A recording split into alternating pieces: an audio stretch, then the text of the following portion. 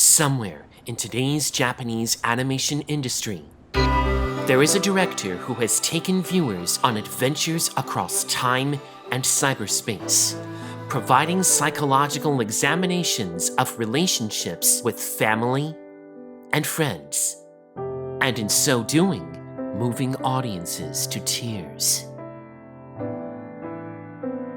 His name is Mamoru Hosoda, and his imagination has captivated many fans around the world.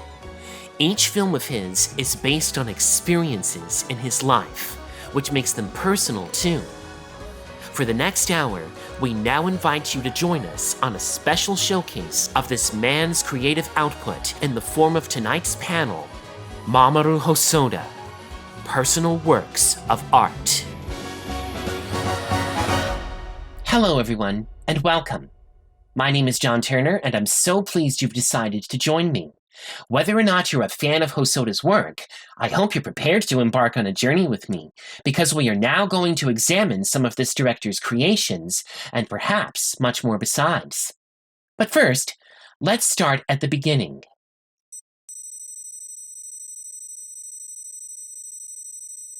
Mamoru Hosoda was born on September 19, 1967, in Kamichi, a small town in the Nakanikawa district of Toyama in western Japan. During his kindergarten years, he saw animated series such as Mazinger Z and Space Battleship Yamato, which sparked his interest in animation. In middle school, Hosoda purchased an issue of the fledgling magazine, Animage, featuring a particular movie on its cover, The Castle of Cagliostro, directed by Hayao Miyazaki. Inspired, he went to see the film during its theatrical run in Japan. It left a huge impression on Hosoda. In his own words, for a "what do I want to become when I grow up" essay in 6th grade, I said, animation director.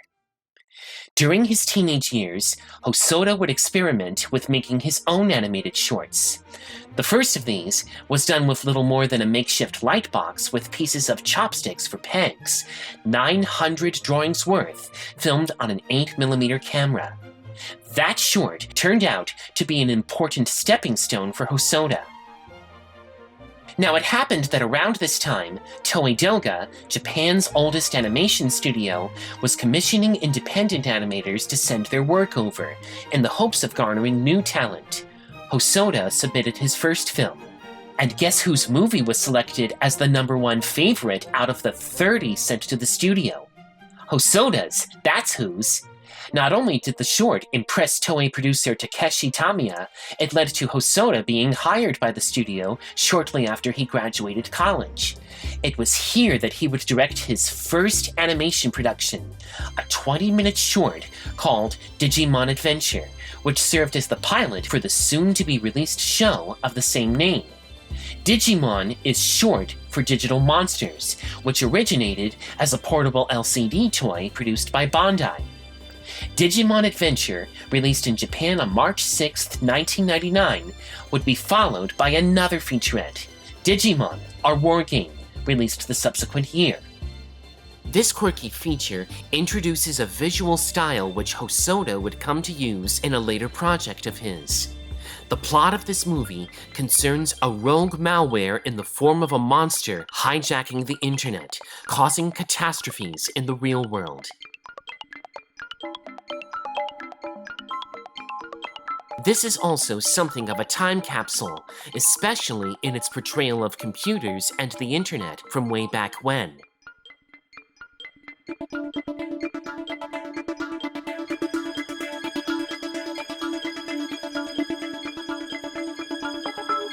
Digimon Our War Game, twice as long as its predecessor, proved to be a favorite with critics, audiences, and animation fans. As a matter of fact, shortly after the release of that film, Hosoda received an offer from none other than Toshio Suzuki, co-founder of Studio Ghibli. The occasion?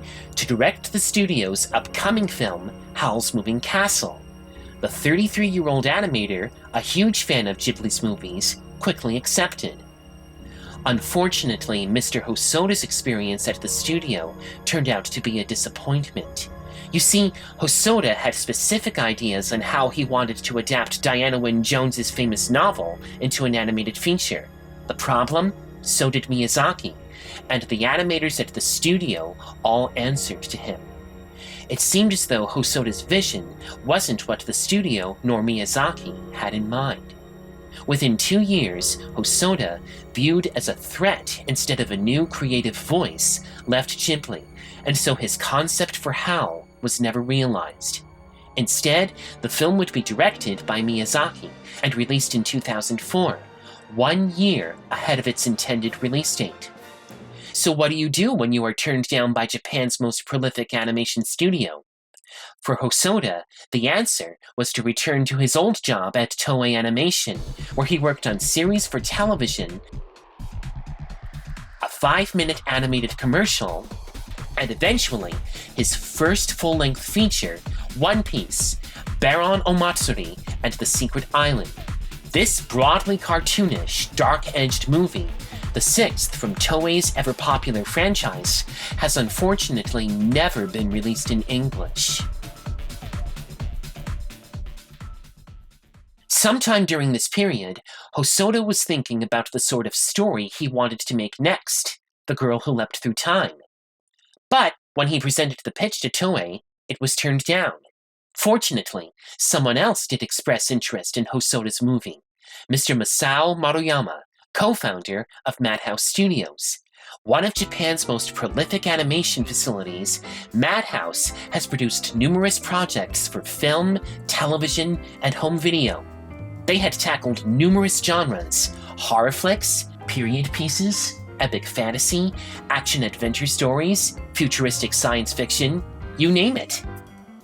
So Hosoda ended his tenure at Toei and began a new one at Madhouse. Before long, his vision for The Girl Who Leapt Through Time came to fruition. The resulting film is a colorful, lively experience guaranteed to have you laughing out loud 1 minute and shedding tears the next.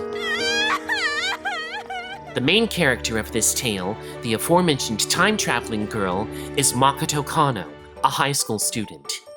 As the movie begins, Makoto is having the worst day imaginable. Everything that can possibly go wrong goes wrong. Come on, you idiot! Move! And at the very end of the day, Makoto gets into an accident with an oncoming train. We are convinced, as is she, that she is going to die. But then, this happens.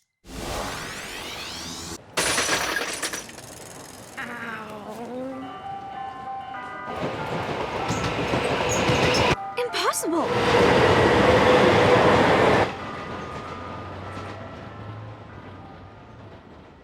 Following this incident, she asks her aunt, Kazuko, who works at a museum, about her strange experience. What you experienced was a time leap. In other words, you leapt through time and returned to the past. Soon Makoto discovers that she can do anything through time leaping, including undoing all the embarrassing incidents that happened on her previously horrific day, so that things turn out better. In fact, this is just what she does. But soon Makoto starts to get carried away with her newfound ability, carelessly using time leaps to do foolish things like extending a karaoke session she and her friends are having to a full 10 hours. Leaping back and forth through time is amazing. I can't get enough of it. It's such a blast. My stomach's killing me by the end of the day.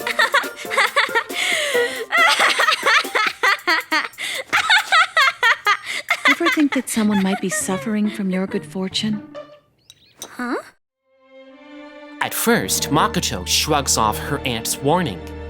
But it soon comes back to haunt her rather unpleasantly. And I don't mean the number of times she bumps her head at the end of each time loop.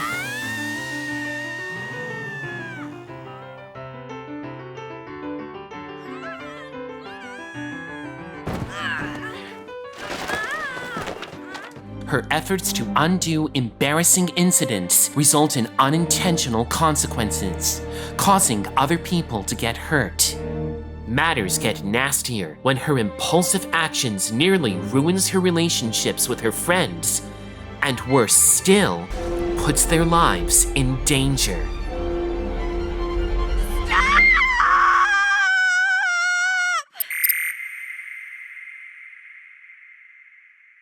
Well, if you want to find out what happens, you're going to have to see The Girl Who Leapt Through Time for yourself. This movie, incidentally, is based on a book written by Japanese author Yasutaka Tsutsui. The book was published in 1967 and has been a favorite of Japanese readers.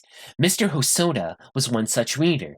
He experienced this tale during his initial year of middle school. But this movie is not the first ever interpretation of Tsutsui's story. It was adapted for television 4 times, as well as 2 movies and a manga series. Hosoda's version marks the first time the story would be adapted to animation. As is always the case, however, there are modifications in the transition. In the book, Kazuko is the main character, but in this movie, she is a supporting role. Furthermore, Makoto's friends, Kosuke and Chiaki, are Hosoda's own creations, not characters from the novel. The reason behind these changes? Hosoda wanted to do something different from other adaptations of the story. I wanted it to be something a younger audience could enjoy. It wasn't so much about nostalgia as it was about thoroughly enjoying the experience. Now, while there are some authors who are known for being protective of their work, Yasutaka Tsutsui gave his blessing to Hosoda's retelling. The author felt that strictly adhering to the original was not necessarily what a movie adaptation needed, says Hosoda. What makes The Girl Who Leapt Through Time so appealing is how relatable its story is. Who doesn't have their own recollections of being in high school, dealing with feelings of awkwardness? You want to go out? You serious? Dead. This is achieved on account of Hosoda drawing on his years of being in school, and those were his rebellious years. Herein lies one of Mr. Hosoda's trademarks. Every one of his stories are based on personal experiences in his life. It's a story of relationships, too, notably between Makoto, Chiaki, and Kosuke, who spend most of their time playing baseball for most of their scenes. At one point, we see a painting in the art museum where Makoto's aunt works. This painting, a picture of white plum and camellia and chrysanthemum, actually exists at the Tokyo National Museum in Ueno Park. A few reviews have likened this as a reference to Mr. Hosoda's college years, where he majored in oil painting. While working on the film, Hosoda met with one of his friends from college, now a museum curator. The two agreed that this museum should be featured in the film, and that the painting would ultimately be the main attraction. It also serves as something of a minor plot point later on in the story. But I'll refrain from saying any more about that to avoid spoilers. All in all, The Girl Who Leapt Through Time is nothing short of a treat, not only on an artistic level, but on an intellectual and emotional level as well. Indeed, it proved to be the true beginning of Hosoda's career in directing. At first, however, it almost didn't happen. According to the contract, Japanese distributor Kadokawa Herald planned to provide a limited release. 6 theaters only, to be exact. When Hosoda discovered this, he figured that the film would be a flop, and that he would never get the chance to make a movie again. Luckily, this did not prove to be the case. When it opened on July 15, 2006, audience response was enthusiastic. So much so, in fact, that after 40 weeks, The Girl Who Leapt Through Time was expanded to more than 100 theaters. The film went on to be screened at international film festivals and receive numerous awards, as you see here. It's not hard to see why its author praised the end result of Hosoda's film. He called it a true second generation of his novel.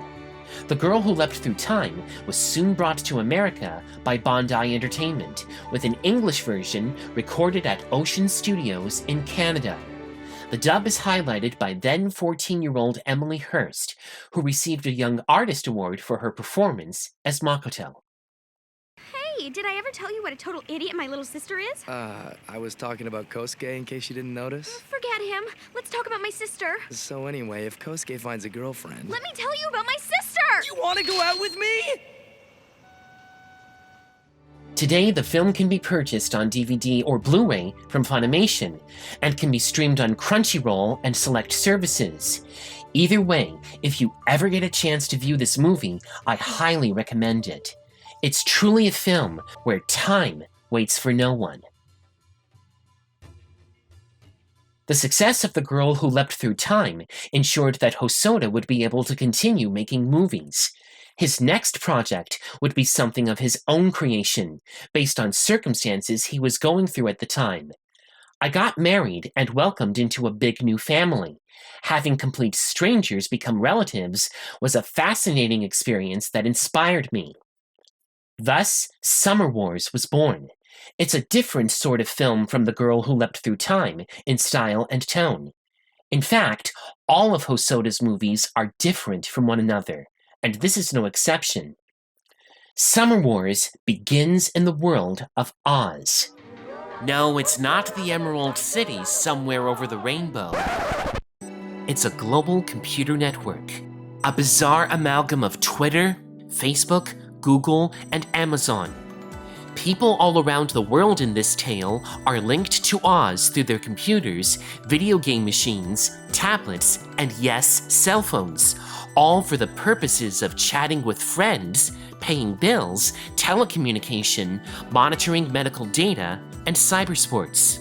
Its inhabitants are portrayed as colorful avatars, including King Cosma, the martial arts champion. Over the opening credits, we see this rabbit-like warrior taking down opponent after opponent. Following this lively beginning, we are introduced to the real story. Shy, nerdy high school teenager Kenji Koiso gets an unexpected invitation from the most attractive girl in school, Natsuki Shinohara.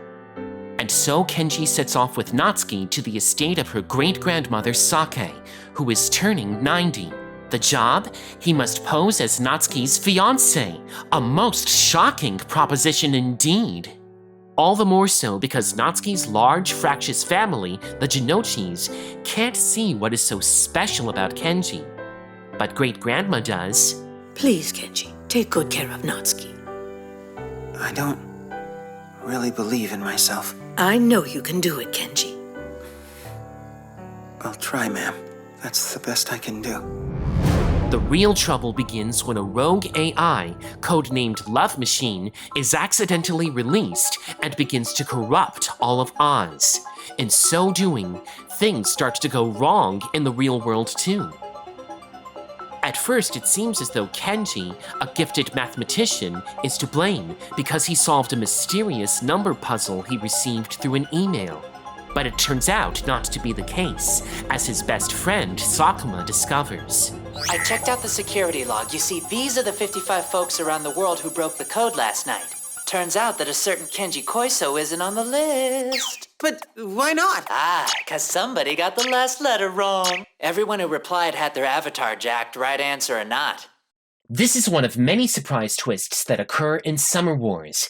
Indeed, it is a film which moves at a rapid pace, a wild roller coaster ride of eye-popping visuals, action, and just the right amount of heart and humor.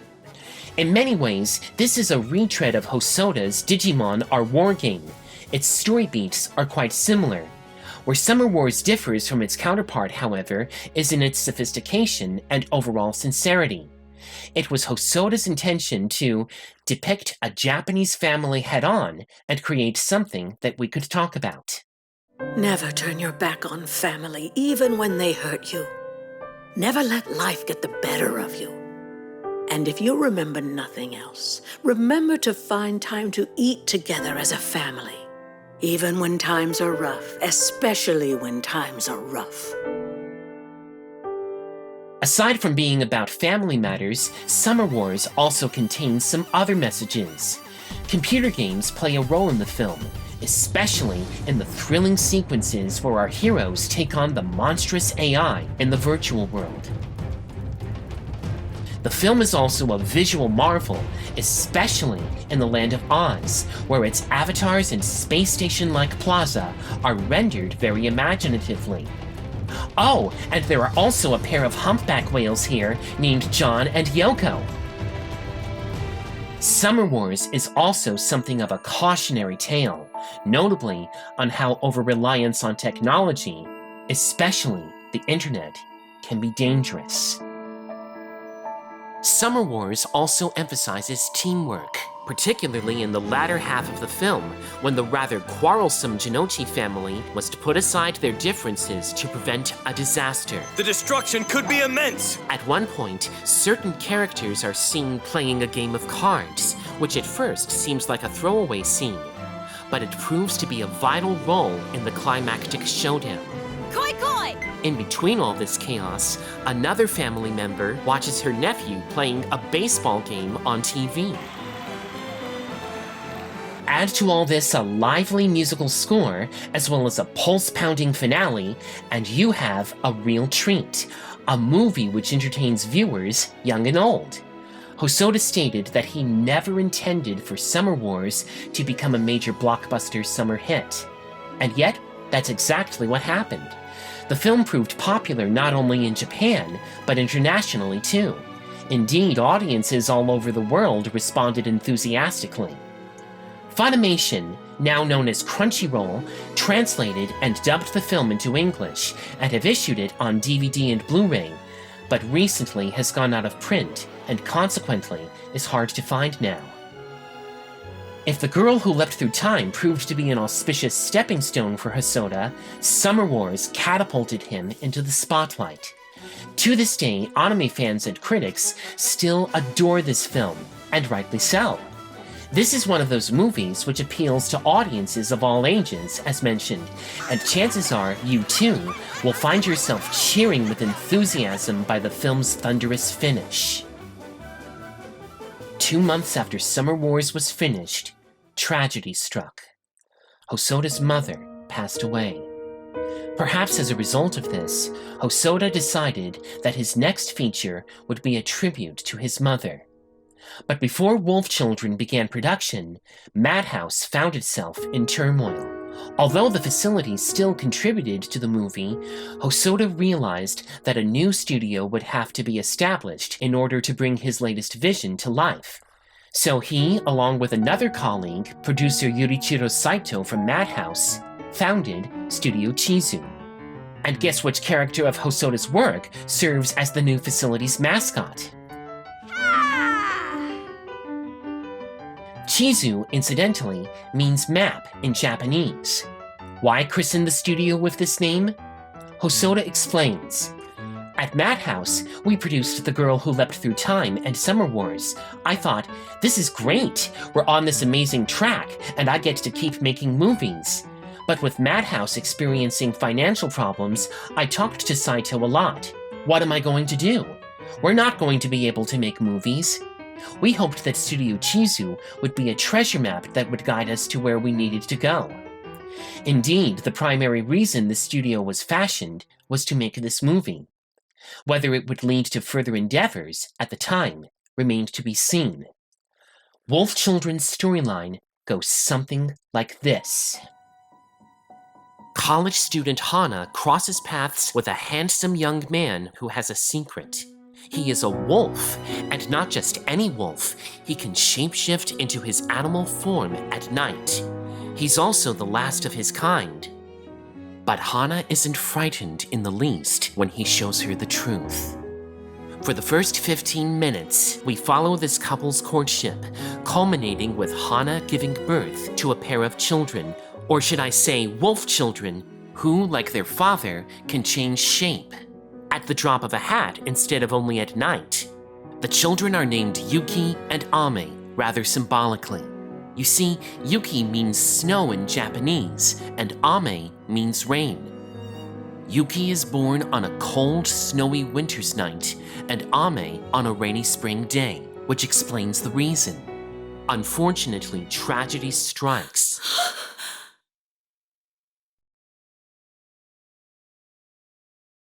And and soon Hana finds herself having to raise and care for her two kids, cubs, if you will. As our heroine discovers, doing so in the big city is not the answer, and so she moves to the countryside with her family, settling in a huge old house. Even then, the circumstances are challenging. For one thing, Hana has no experience living in the middle of nowhere, least of all growing crops and tending to all of the chores required to keep a country household functioning. She does, however, get help and advice from some neighbors who are friendly, and others who are surly but wise. In many ways, this film is mainly Hana's story, but her children do get their chances to shine in the spotlight too. As the film progresses, we see these siblings grow and develop personalities.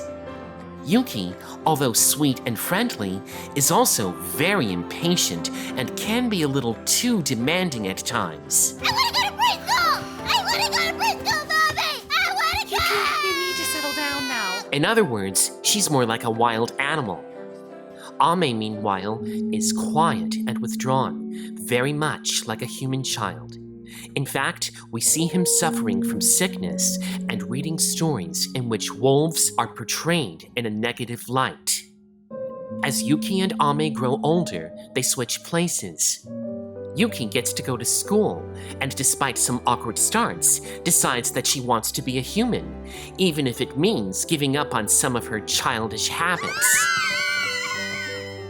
Ame, on the other hand, is mentored by a wise old fox in the forest, inspiring him to embrace his animal instincts. Unfortunately, the children's differing destinies also tears apart their relationship, especially in one heartbreaking scene where the two get into a fight. It also shakes Hana quite badly.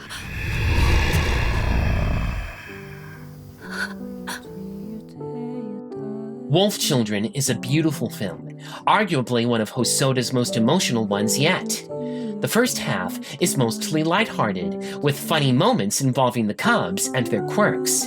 The second half is less so. Even then, the film can shift moods at the drop of a hat. Several moments that seem innocent and lighthearted, like this one, can turn frightening and traumatic. Then there is the growing rift between the cubs as they grow up. It culminates with a very tense, borderline depressing sequence which involves near-death situations. Wolf Children's seamless ability to shift emotional gears and still engage is one of its many strengths. The film is also gorgeously animated, with elaborately painted backgrounds and stunning detail. Although slower paced and less energetic than Summer Wars, the film still has its moments of visually spectacular and thrilling sequences. One of them happens about midway through the movie when the children experience snow for the first time and joyfully prance through the forest. It's a roller coaster of a scene.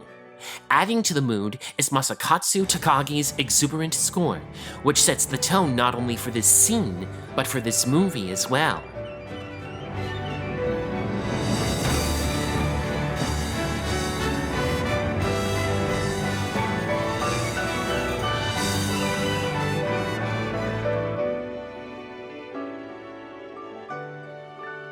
When Wolf Children was being made, it came at a time when Hosoda's career and his new studio seemed to be on an uncertain path. And yet, the film proved to be a major success, both critically and financially. Released in Japan on July 21st, 2012, the film became the 5th highest-grossing movie in Japan that year.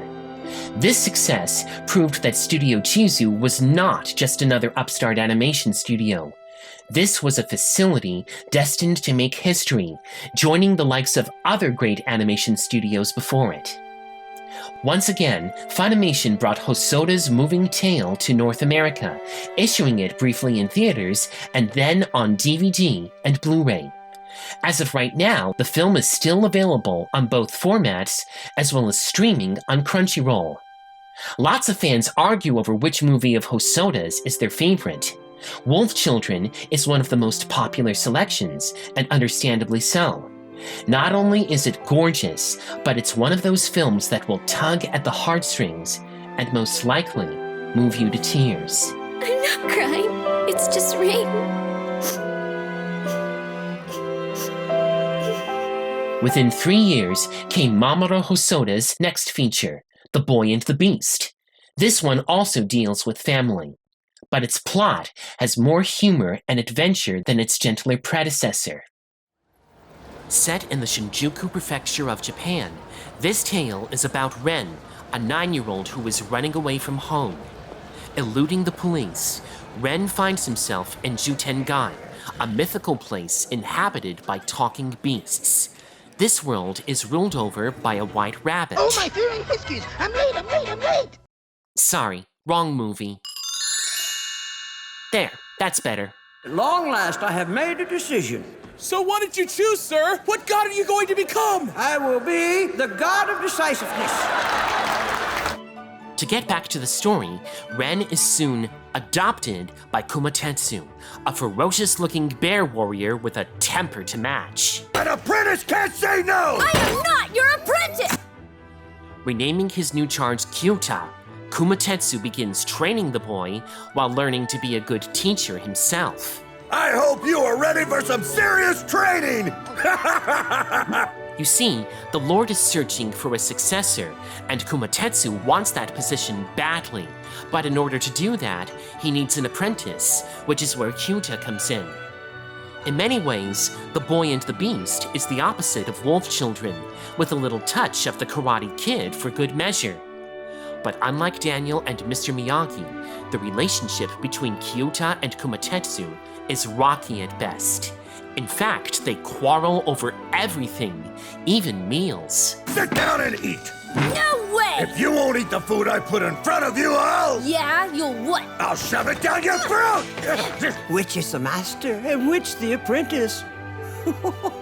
Mamoru Hosoda acknowledges that the film is, in fact, based on his own father, and fatherhood in general. He describes the dynamic between these two. Parents and teachers today can be considered imperfect. They and their children need to mature together. I used the relationship between Kumatetsu and Kyuta to express my wish for children to encounter different people whom they can call their teachers of choice, people who helped them mature into adults. Simultaneously, I wanted to show adults how wonderful it is we don't have to just look back on those bygone days when we were growing up. We can keep on growing. That was quick. I guess you really grew up now, didn't you? Kids tend to do that. Incidentally, Kumatetsu is also partially inspired by this memorable Disney character. You'll come out or I'll break down the door! Brat! I'm doing the best I can, and what do I get? He doesn't show me any respect! See? Similar temperaments.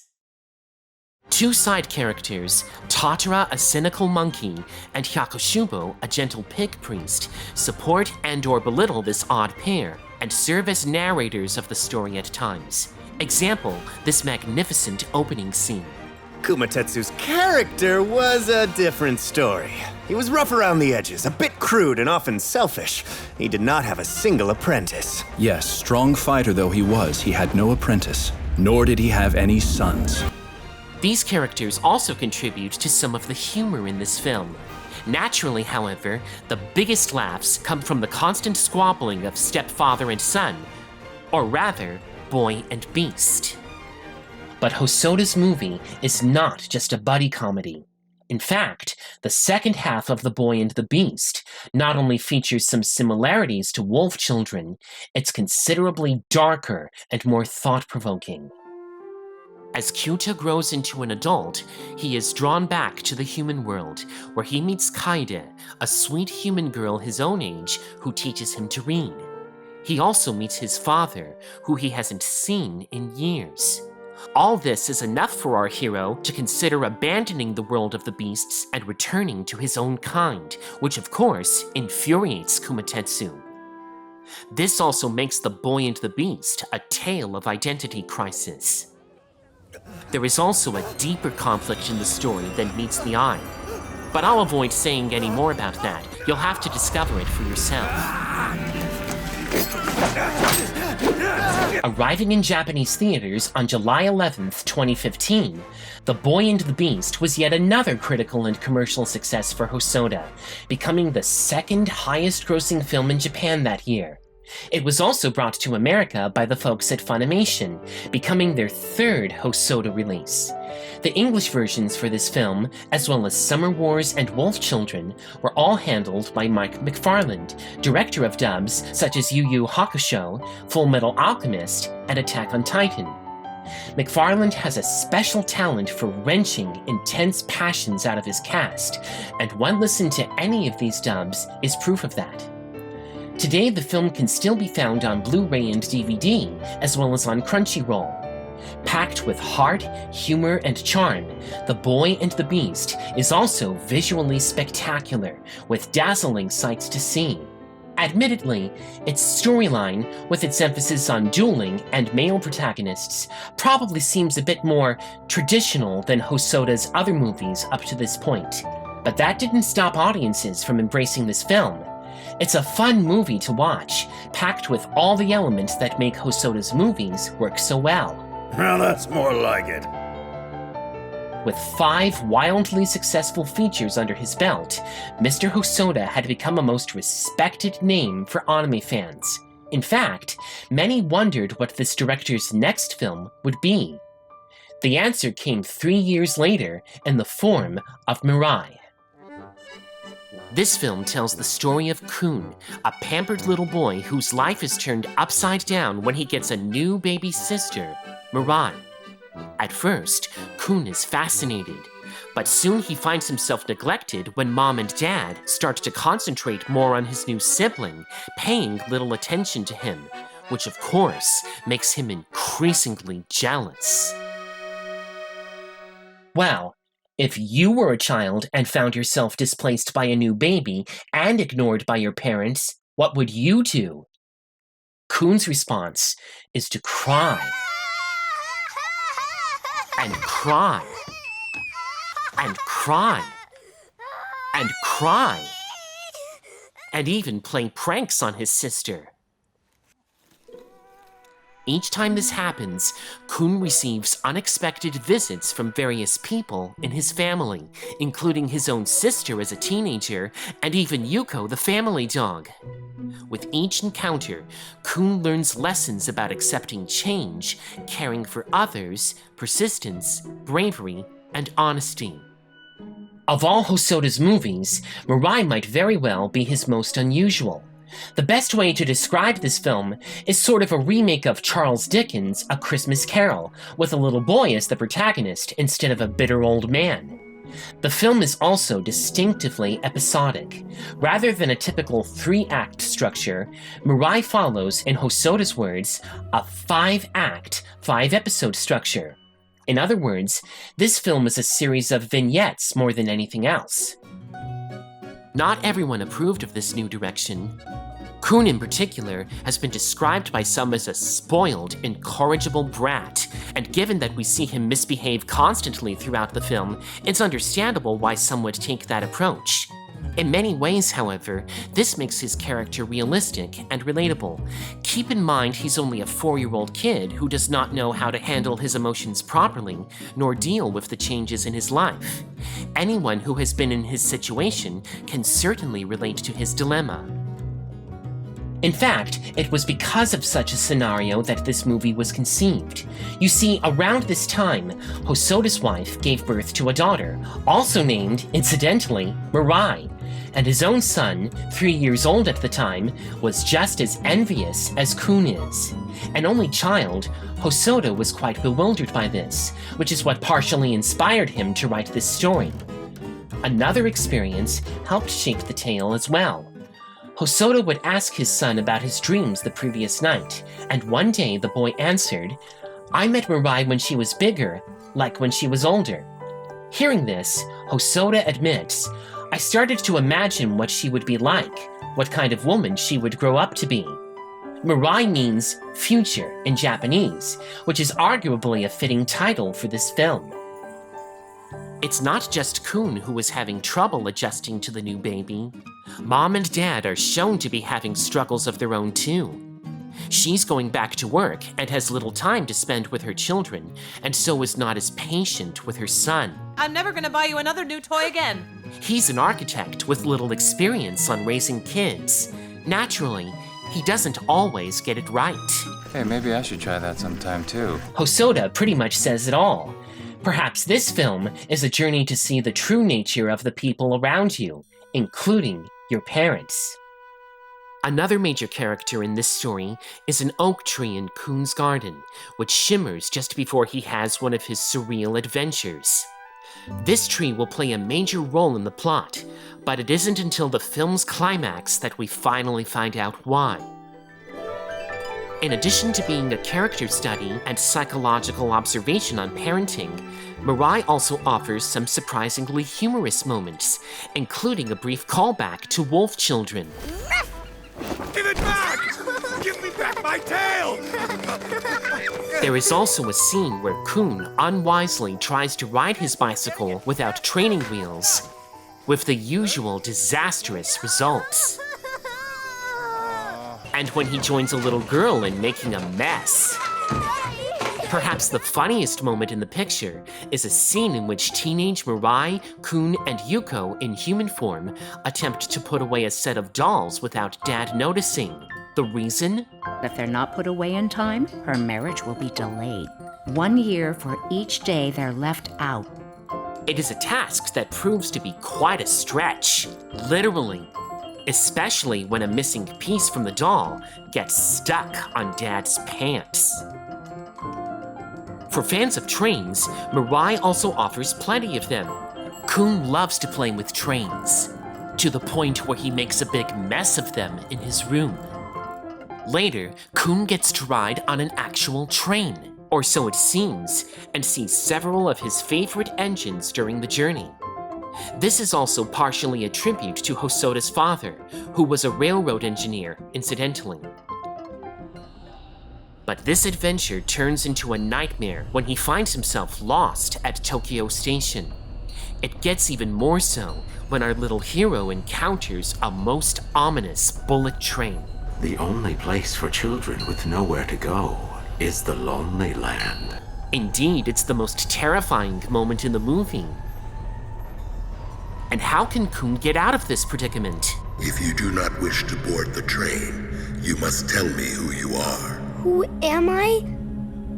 Released in Japanese theaters on July 20th, 2018, Mirai received considerable attention internationally rather than in its home market. It was screened at the Cannes Film Festival in Paris and later received an Oscar nomination for Best Animated Feature. It is the first, and so far, only, film of Hosoda's to achieve such an honor. For the American release, New York distributor G-Kids picked up the rights for Mirai, providing it with a brief theatrical release and an English version produced by NYAV Post. There is one distinct difference in both versions. In the Japanese version, Kun is voiced by a woman. さっきのもう一回やってさっきのってズボンといい思い出どっちが大事なんだよなあわかるだろう分かったらごめんなさいしてこいよなズボンえ好きくないじゃないじゃないは好きくないじゃないじゃない In the dub, however, he is voiced by then 8-year-old Jaden Waldman, who is best known for his work in the Radio City Music Hall Christmas Spectacular. Before that... Huh? Can we play the B game? Again? What's more important, the color of your pants or your memories? Well, it's your choice. Just go home and say you're sorry already. No. Huh? I do not like them. What? And I will not wear them! And now we come to the director's most recent effort, a movie that I have always wanted to create, and I am only able to make this film a reality because of the culmination of my past work. That film is Belle, which is based on a story which has fascinated Hosoda for many years, that tale as old as time, Beauty and the Beast. There have been numerous retellings of this now famous love story over the years, the most memorable of which are Jean Cocteau's black and white version from 1946, and of course, Disney's Oscar-winning animated musical of the same name. Hosoda's interpretation is arguably the most radical of any version to date. For one thing, this story's Belle, which means beauty in French, as you probably know, is not who you would expect. Her name is Suzu, Belle in Japanese, a teenage girl who loves to sing, and yes, her voice is like a bell.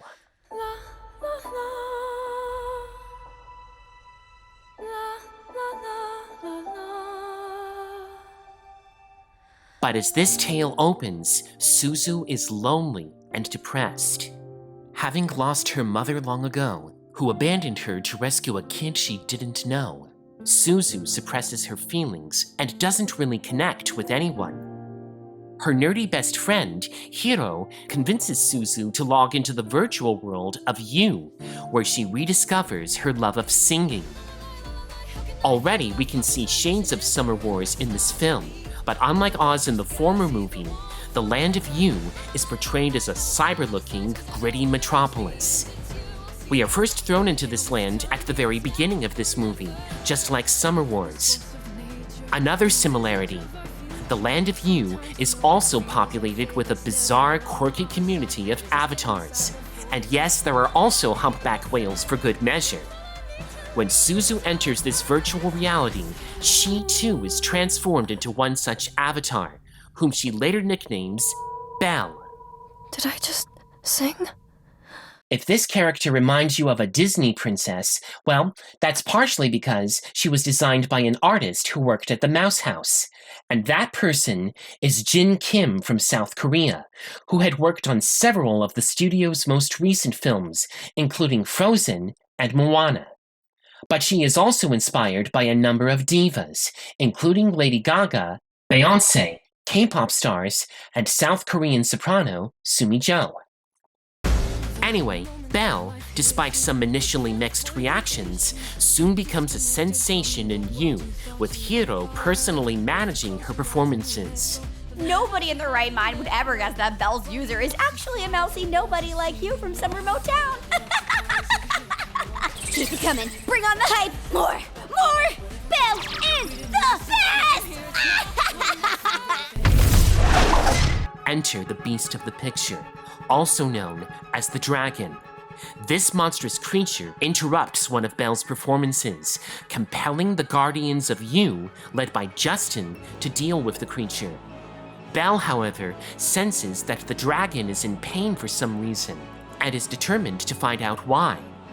At this point, Belle references numerous scenes from Disney's own Beauty and the Beast, inviting comparisons between the two. Don't these look familiar?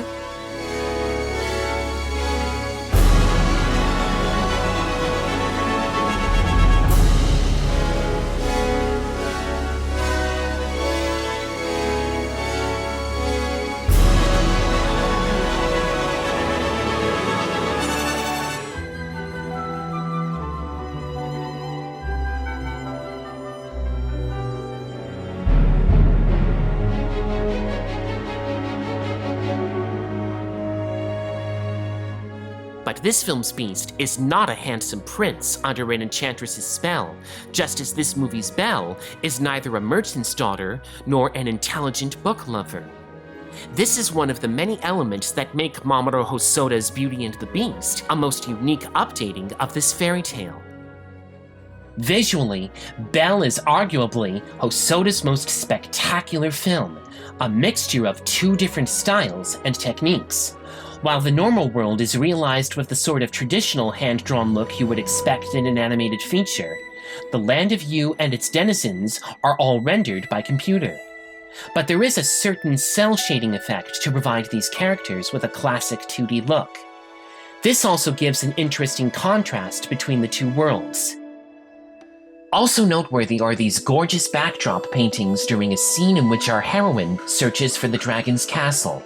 These were provided by an animation studio in Ireland called Cartoon Saloon, known for movies such as The Secret of Kells, Song of the Sea, The Breadwinner, and recently, My Father's Dragon on Netflix. In fact, another one of their movies, The Wolfwalkers, was inspired by, what else? Wolf Children. This studio's contributions also adds an international flavor to the production of Belle. Oh, and incidentally, there are these cute little mermaid AIs in the Dragon's Castle. You could call them substitutes for the likes of Lumiere, Cogsworth, and Mrs. Potts. That is, if you really want to. Belle also differs from Hosoda's other films in another way. It is a musical, but this is no Disney Broadway-style film. The songs here are performed by Belle herself, with the last one in particular providing an emotionally moving development in her character.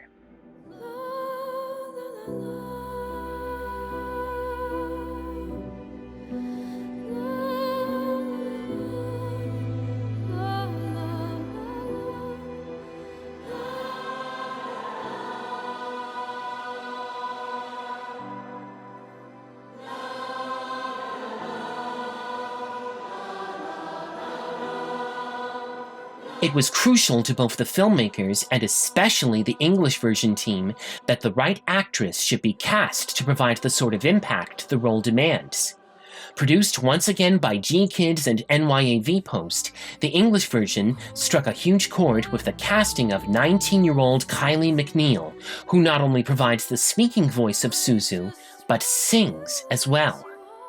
Well, I think the character description for Suzu was a shy 17-year-old songwriter, and I was like, yep, great, that's it. that's me. A personal experience in Kylie's life also played a significant part in her portrayal of the character. One thing that helped me connect to Suzu was she went through a loss. And earlier in my life, I went through a loss, not of my mother, but of my abuelo, who I was very connected to through music. He was a flamenco singer, and every time I was with him, he was singing. And he was always an inspiration for me, and he continues to be. And Suzu had that sort of connection through music with her mother, too. So when I first saw the movie, I didn't know that there was this musical, connection with her mom. So when I first saw the movie, I was like, oh my God. Wow, I really connect to that. Kylie delivered a very impassioned vocal performance indeed, with helpful guidance from the movie's composers, who traveled to the States to help work on the English versions of the songs. Working with the composers was an incredible experience. I was so scared, but they were all lovely. They were all really supportive of me. It's a miracle that Belle never got made at all, considering that it was released during the COVID-19 pandemic. But Hosoda's latest film did finish on schedule in spite of the situation, and the results were worth it. After a triumphant premiere at the Cannes Film Festival, Belle made its debut in Japanese theaters on July 16, 2021. Despite the harsh conditions of the pandemic, audiences lined up to see the film. It became Hosoda's most successful film in the land of the rising sun. The same happened in North America. Belle is the culmination of Hosoda's development as a director, as well as a storyteller. He has taken viewers on numerous adventures and thoughtful examinations, and his newest movie is a triumphant blend of his styles. If you haven't seen Belle yet, it's available on DVD and Blu-ray from G-Kids. Not only is it an amazing experience, it's a film that will leave a lasting impact for viewers of all ages.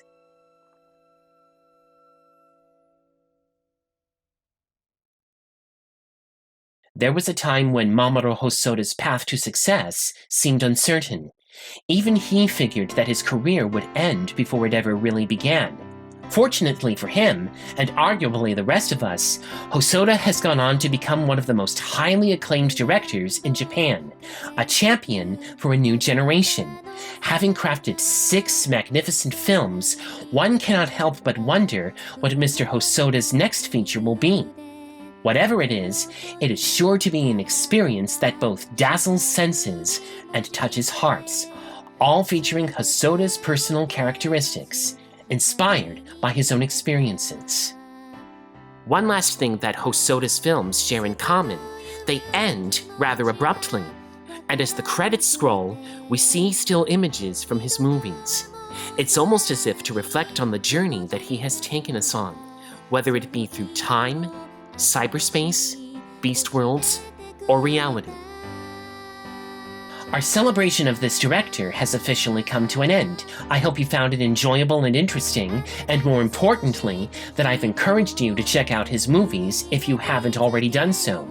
If you would like to know more about this director, and I unfortunately have left out some facts for the sake of time, feel free to check out this book, Mamoru Hosoda, The Man Who Leapt Through Film, authored by Charles Solomon.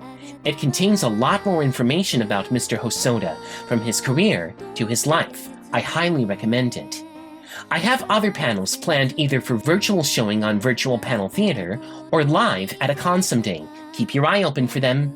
Until then, this is John Turner saying, thanks for watching everyone, and I'll see you next time. Goodbye for now.